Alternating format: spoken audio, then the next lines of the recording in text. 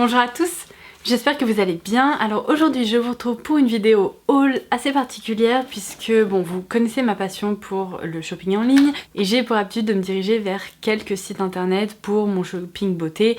Je vous en parle très régulièrement, que ce soit Sephora évidemment, Look Fantastic, il y a également Feel Unique, mais aussi un autre site dont j'ai déjà eu l'occasion de vous parler, Beauty Bay. Alors c'est un site que vous connaissez peut-être. Pour ma part, il me semble que j'ai passé une seule commande sur ce site ces dernières années. Ce n'est pas que je suis complètement désintéressée de ce site. Bien au contraire, je me suis surprise plusieurs fois à ajouter plein de produits de plein de marques qui m'intéressent sur ce site dans mon panier. Mais vous savez très bien que j'ai une tonne de produits chez moi. Parfois la raison prend un peu le dessus sur mes envies plus ou moins nocturnes. Souvent quand j'ai envie de craquer pour plein de make-up, je me dis mais Laura arrête, t'as déjà des tonnes de trucs à tester. Et j'ai surtout des tonnes de trucs dont je dois vous parler et parfois le temps me manque. Donc en l'occurrence Beauty Bay, c'est un site que je trouve tellement tentant parce qu'il y a plein de marques qui sont pas dispo chez Sephora, telles que Kevyn Aucoin, Jeffree Star Cosmetics, une marque sur laquelle on a un peu échangé sur Instagram lorsque je vous en avais parlé.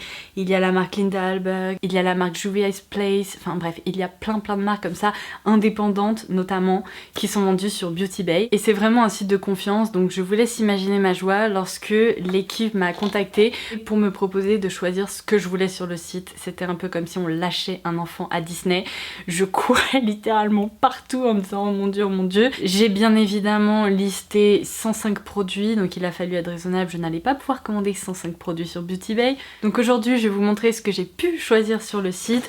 Au niveau du packaging, c'était bien évidemment hyper bien emballé. Tous les produits venaient dans un carton comme ceci, brandé Beauty Bay, qui est assez sympa. Si vous ne connaissez pas encore le site, je vous laisserai en barre d'infos. Il me semble qu'il n'y a jamais de frais de douane sur Beauty Bay. N'hésitez pas à confirmer ça en commentaire ci-dessous, mais je n'ai jamais entendu qu'il y avait des frais de douane sur Beauty Bay et pour preuve je n'en ai pas eu là non plus. Le but de cette vidéo c'est bien évidemment de vous montrer tout ce qui me tentait vraiment sur ce site et les produits pour lesquels j'ai craqué, mais j'ai surtout envie que cette vidéo soit utile et que ce soit vraiment un échange. Donc parmi les produits que je vais vous présenter, n'hésitez pas à me dire ceux que vous avez envie de voir en priorité dans mes futures vidéos parce que je vais sûrement faire un crash test comme j'avais pu le faire par exemple avec des produits Look Fantastic puisque ça vous avait beaucoup plu. Donc n'hésitez pas à me dire quels produits vous avez envie que je teste en priorité, que je fasse des revues, un crash test, etc. Et j'attends bien sûr vos retours si vous avez déjà testé certains de ces produits ou certaines de ces marques.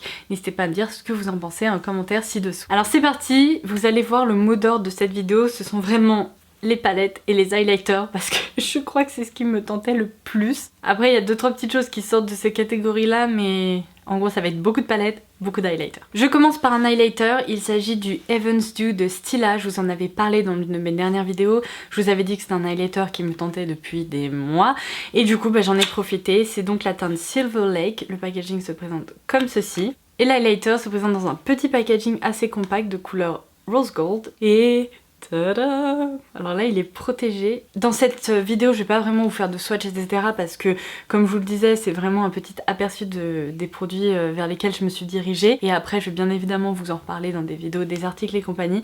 Donc en tout cas tout ce que je peux vous dire c'est que j'ai l'impression que c'est littéralement de la poussière d'étoiles.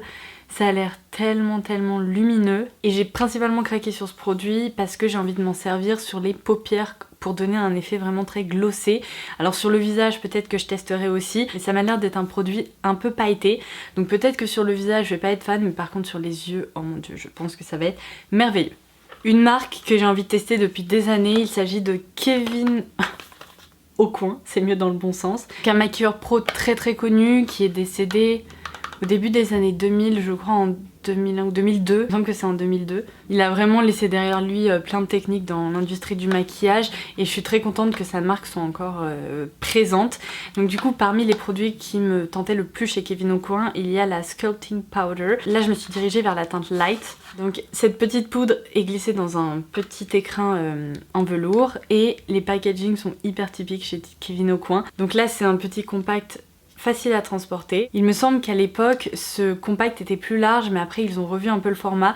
Donc du coup la poudre sculptante se présente comme ceci et alors comme vous pouvez le voir pour les peaux claires je pense que ça va être idéal parce que c'est vraiment un taupe qui n'est pas non plus trop gris et pour créer des ombres sur le visage j'ai vu tellement de vidéos dans lesquelles le rendu sur peau claire était sublime que du coup je suis très contente d'enfin pouvoir tester ce produit. Et le deuxième produit, c'est un lancement beaucoup plus récent, ça fait vraiment partie des nouveautés chez Kevyn Aucoin.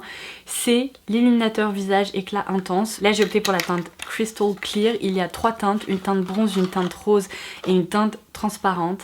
Ça se présente comme ceci. Ça m'a l'air d'être un produit magique, mais absolument magique. J'ai pu lire sur plein de magazines en ligne américains que c'était un produit qui permettait d'obtenir un effet glass skin, vraiment un effet de peau, vous savez, ultra glossée, de peau ultra hydratée.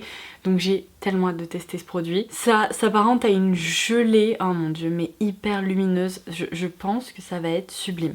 Ça se présente également sous forme de petits tubes avec un flacon pompe. Ça c'est probablement l'un des produits que j'ai le plus hâte d'appliquer sur mon visage.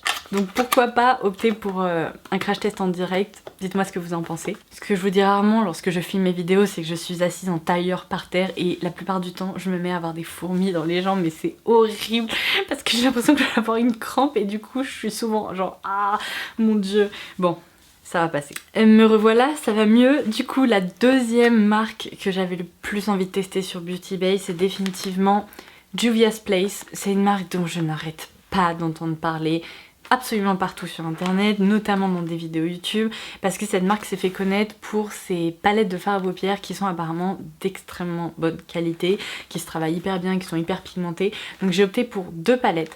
Tout d'abord la Warrior by Juvia's Place, donc qui se présente comme ceci. J'ai ensuite opté pour la Saran qui se présente comme ceci.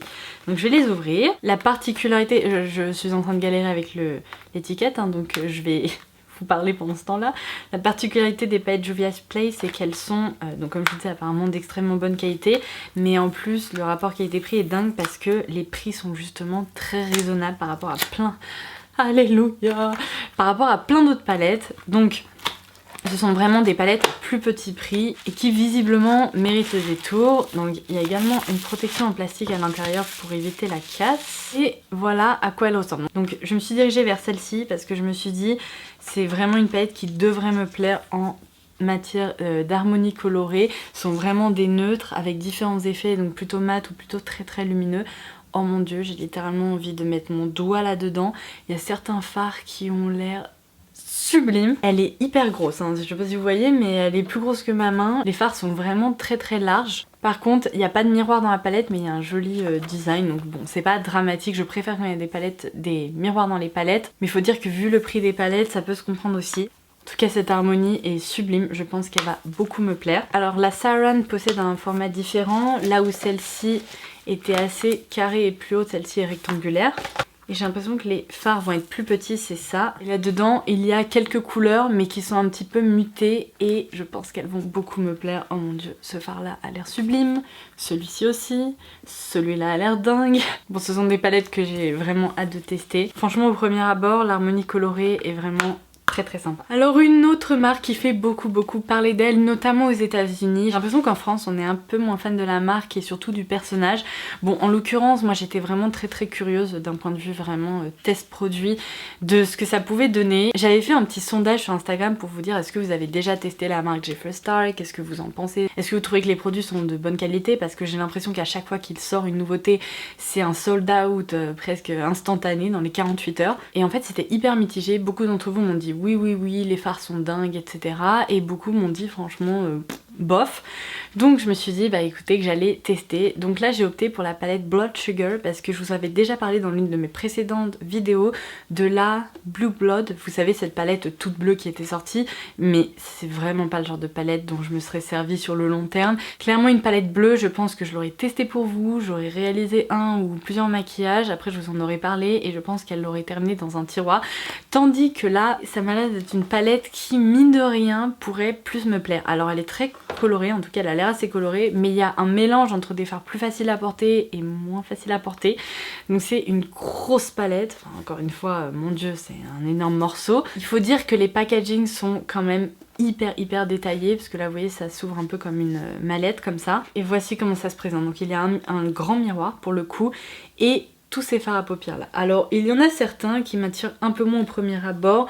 Ce rose fuchsia, ce violet et tout, c'est pas vraiment le genre de couleur que je porte, mais il y en a beaucoup d'autres je pense qui pourraient me plaire. Parce que là par exemple ce rouge incroyable, il y a du doré, ça ce sont pas du tout des couleurs difficiles à porter. Bref, il va falloir que je teste ça. Je vais principalement tester vraiment la qualité des fards, leur pigmentation, leur tenue, etc. Et puis bah écoutez, on en reparlera. Il faut dire que les objets en tant que tels sont quand même assez collectionnables pour les fans de make-up, donc j'ai vraiment hâte de tester. Jeffree Star est également très connu pour ses highlighters, donc j'ai voulu tester deux highlighters différents, un Supreme Frost et un Skin Frost, oui c'est ça. Donc ce sont apparemment deux formules différentes. Alors j'ai opté pour les teintes qui me semblaient être les plus adaptées aux peaux claires. Donc en ce qui concerne le Skin Frost, j'ai pris la teinte Ice Cold, qui m'a l'air d'être une teinte assez claire et assez froide. Donc au niveau du packaging ça se présente comme ceci, c'est un gros compact, encore une fois. Purée, décidément les produits sont quand même assez conséquents et il y a tout de même 15 grammes de produits là-dedans, c'est énorme. Pour un highlighter c'est énorme. Donc la teinte Ice Cold, ça se présente comme ça fait presque la taille de mon visage. Bon écoutez, au niveau de la teinte je suis contente, je pense que ça va être sympa. Ça m'a l'air d'être une teinte blanche avec des reflets très légèrement doré champagne. On verra ce que ça donne, j'espère que ça va être un highlighter ultra intense parce que c'est définitivement ce que je voulais lorsque j'ai craqué pour ceci. Et pour le Supreme Frost, j'ai hésité, j'ai pris la teinte Snow Globe. Il y avait aussi une teinte qui s'appelait je crois Wet Dream ou quelque chose comme ça. Mais quand j'ai regardé les swatchs, je me suis dit mon dieu, ça m'a l'air d'être tellement doré que ça ne m'ira pas. Donc là dedans, on a 8 grammes de produit, donc quasiment moitié moins. Le packaging est en revanche très sympa, un peu métallique comme ça. Il y a évidemment l'étoile de Jeffree Star au milieu, donc de la poudre en relief. Et c'est vrai que là ça m'a l'air d'être une texture presque un peu crémeuse. Waouh, j'ai hâte de tester. La couleur a l'air très jolie et j'ai bien fait d'opter pour cette teinte là, je pense, pour ma peau claire. Si vous aimez les highlighters très originaux avec des sous-tons, des effets duochrome, etc., je pense que vous pourriez vous diriger vers cette gamme-ci parce que j'ai vu qu'il y avait des sous-tons un peu verts, un peu bleus. Enfin, il y a vraiment plusieurs effets qui sont proposés dans cette gamme d'highlighters. Alors ensuite, une palette d'une marque dont vous n'avez probablement jamais entendu parler. En tout cas, pour ma part, c'est une marque que je ne connaissais pas. C'est la marque OPV Beauty, donc OPV Beauty, qui est apparemment une marque anglaise. Alors c'est un peu le même principe que Juvia's Place, je pense. Ce sont des palettes qui coûtent pas hyper cher. Donc je retire la protection. Et là j'ai opté pour la palette Sirène, évidemment. Donc c'est la Yemoja, je ne sais pas comment on est censé prononcer ça. Donc je vais l'ouvrir en direct avec vous. Il n'y a pas de miroir non plus et voici comment elle se présente. Donc pareil, là on a un mélange de fard mat et de fard vraiment qui m'ont l'air hyper métallique, texturisé. Ça m'a bien tenté et en plus j'ai bien envie de vous faire une vidéo autour de la thématique, je sais pas, crash test de ces marques dont on a littéralement jamais entendu parler. Je vais essayer de réunir des produits comme ça à droite à gauche qui sont pas très populaires ou de petites marques indépendantes et comme ça me permettra de pourquoi pas vous en parler à ce moment-là. Mais c'est vrai qu'encore une fois l'harmonie est vraiment sympa. On continue avec la marque Linda Hallberg. Alors il faut savoir que Linda c'est une maquilleuse qui possède un talent mais incroyable, que je suis depuis au moins 5 ou 6 ans, enfin c'est de la folie. À l'époque je la suivais uniquement sur son blog et maintenant elle fait aussi des vidéos etc. Et elle avait lancé sa marque du maquillage il y a un moment, donc il y a des palettes et compagnie. Moi ce qui me tentait beaucoup c'était les crayons parce que j'en ai entendu beaucoup de bien, apparemment ils tiennent super bien. Donc là j'ai opté pour le kit Rustic dans lequel il y a 5 crayons qui m'ont l'air hyper jolis parce que je pense que ce sont des crayons un peu lumineux ou métalliques. Donc pareil, je vous les swatcherai, je vous en parlerai. Pourquoi pas sur le blog, ça peut être assez adapté avec des photos bien zoomées. Cette vidéo touche à sa fin. Alors, en matière d'highlighter, je ne pouvais pas ne pas craquer pour des highlighters Ofra parce que c'est pareil, c'est une marque dont on entend énormément parler sur les chaînes américaines, etc. qui me tente depuis très longtemps. Donc je me suis dit, allez, il faut que je teste. Donc j'ai opté pour deux highlighters. Ce sont des Liquid to Baked Formulas. Et là, ce sont deux collabs qui ont été réalisés avec Nikkie Tutorials, puisqu'il y a les petites pastilles qui me l'indiquent. Donc tout d'abord la teinte Glazed Donut. Alors ça en effet c'est une teinte que j'ai déjà pu voir sur la chaîne de Nikkie. Au niveau du packaging c'est très classique, hein. C'est un gros compact assez épais de couleur blanche. Il y a également 10 grammes de produit, donc pour un highlighter autant vous dire que ça va vous durer des années. Voici comment il se présente, mon dieu c'est d'une beauté. C'est trop beau. On dirait vraiment un effet glacé, c'est sublime. j'ai trop hâte de le porter. Et l'autre highlighter pour lequel j'ai opté, c'est la teinte Everglow, qui cette fois-ci est un peu différent puisqu'il y a 3 teintes à l'intérieur. En fait je me suis dit, si j'ai pas envie de porter une teinte blanche tout le temps, je pourrais mélanger ces 2 teintes là, et ça peut très bien me servir en tant que fard à paupières. Donc ça peut très bien être une palette pour le teint ou pour les yeux.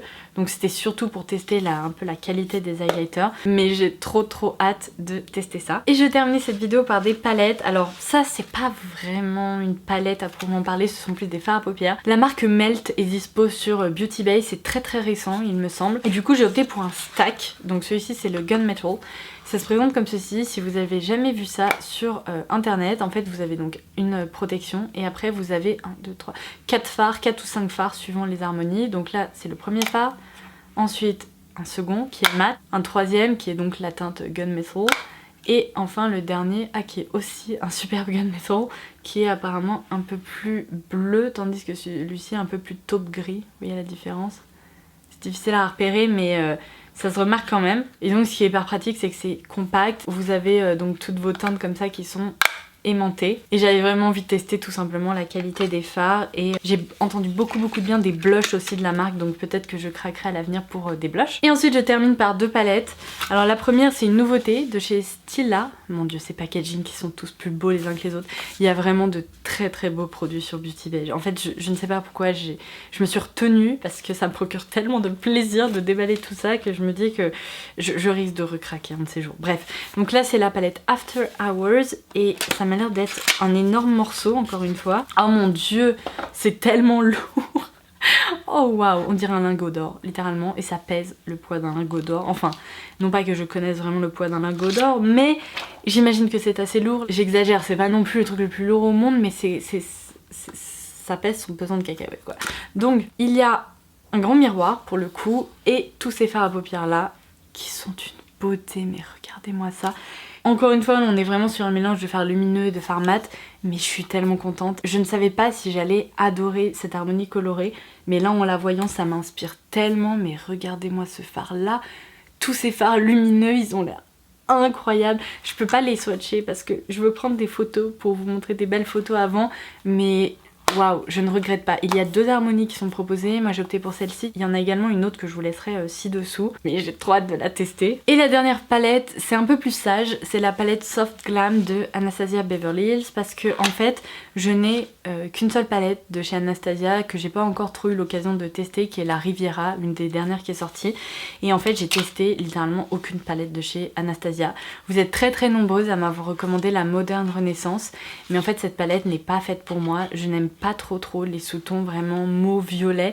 Pendant un moment c'est ce que j'aimais, mais maintenant je trouve que ça me va plus trop, surtout avec mes cheveux. Ce sont pas des couleurs qui complimentent mon teint, mes cheveux et compagnie. Donc j'avais un peu lâché l'affaire avec la Modern Renaissance et j'hésitais entre la Soft Glam ou la Sultry, il me semble, avec un packaging complètement pailleté. J'ai finalement opté pour la Soft Glam parce que j'ai eu l'impression que l'harmonie allait être celle qui me tente le plus et qui m'inspire le plus. On verra si à terme je craque pour la Sultry. Si vous l'avez, n'hésitez pas à me dire ce que vous en pensez. Donc je vous présente plus les palettes Anastasia, là on est vraiment sur un toucher velours. Je pense que ça va devenir dégueu en à peu près 30 secondes et demie. Que voulez-vous? Et voici comment la palette se présente. Je dois vous avouer que si j'ai pas foncé sur les palettes Anastasia, c'est qu'en fait j'entends tellement des revues un peu mi-figue mi-raisin, c'est-à-dire que certaines personnes adorent les fards à paupières Anastasia et beaucoup disent qu'ils sont quand même très poudreux, hyper volatiles, qui font des chutes et compagnie. Donc je vais tester, je vous ferai un retour. Il y a certaines teintes qui sont encore très jolies. Bon, ce sont des harmonies qui sont assez proches les unes des autres pour certaines, mais ce sont vraiment les couleurs que je porte le plus au quotidien, donc ça me permettra vraiment de vous faire un retour plus rapide qu'avec des couleurs ultra néon, etc. C'est un très bel objet, mais je pense qu'il ne va pas rester très beau très longtemps. Et voilà, il me semble que je viens donc de vous présenter une sélection de 15 produits pour lesquels j'ai opté sur Beauty Bay. Je tiens vraiment à remercier l'équipe du site pour ce très beau cadeau qui va me permettre de tester tout ça et de vous en reparler. Je compte sur vous pour me donner vos favoris, vos produits préférés qui sont dispo sur Beauty Bay en commentaire ci-dessous et à me faire vos retours du coup sur les petites questions que je vous ai posées dans cette vidéo. En attendant ma prochaine, je vous embrasse très fort et je vous dis à très vite. Bye bye!